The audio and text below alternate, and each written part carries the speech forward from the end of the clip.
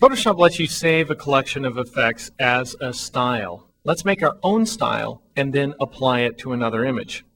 Let's start with sky mask here. This is a catcher's mask in the sky. That's all that's going on in terms of the layers. So it's just two layers, a mask and a background sky. And I've applied this series of effects here to it. Okay, so we've got all these effects on top of it, which include an outer glow, a bevel and emboss, and a satin effect. And now I want the mask to go away. So I'm going to double click on the mask to bring up the blending options. And I'm going to change the fill opacity to 0. I'm going to change the fill opacity of my catcher's mask to 0. So it's solid effects. That's all it is. Just a bunch of layer effects mixed together to get this wacky looking series of pixels here. Now let's save this collection of layer effects as a style. There's a couple of different ways to do that. Make sure that you have the layer selected whose effects you want to save. And you can come down here to this little new style button that's at the bottom of the styles palette. And you can click on it to create a new style that's not named like this. Just names it style 1 or something. I'm going to throw that away. Or you can option or alt click in order to name the style like so. You can also take the layer and drag it and drop it directly into the styles palette, just like this. In addition to asking you to name the style, which I'll name it Creepy Satin, good enough. It asks me if I want to save the layer effects, which I do, which are these guys, outer glow, bevel and emboss, satin. And whether or not I want to save the blending options, which is the fill opacity. Remember, I set the fill opacity to 0%. That's a blending option. I do want to save that. So when in doubt, have both checkboxes turned on. Click OK.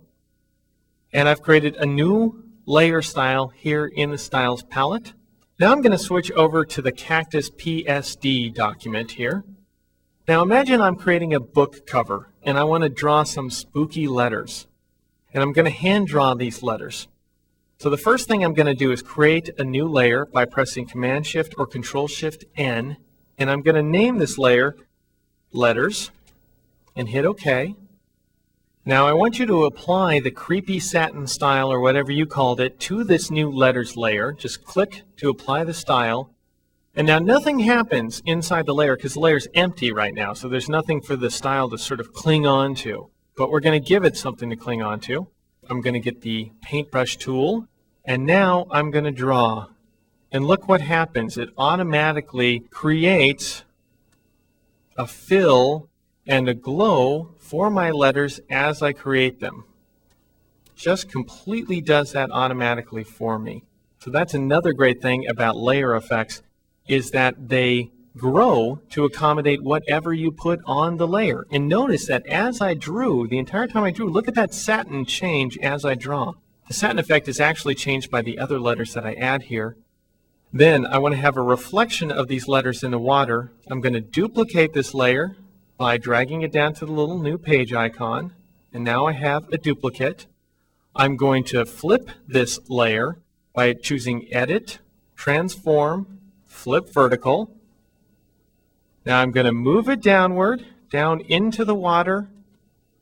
I'm going to switch to the Marquee tool by pressing the M key so that I have a selection tool active. And now I'm going to change the opacity of this layer by pressing the 4 key to set it down to 40% opacity.